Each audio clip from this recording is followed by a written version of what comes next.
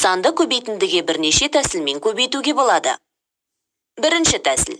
12 санын 5 пен 4 сандарының көбейтіндісіне көбейтеміз. 12 көбейтілген 20 тең 240. Екінші тәсіл.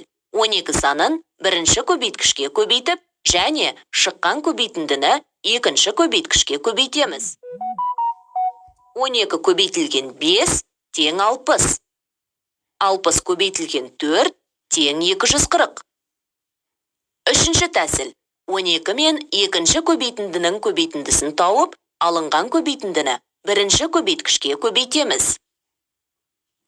12 көбейтілген 4 тең 48. 48 көбейтілген 5 тең 240.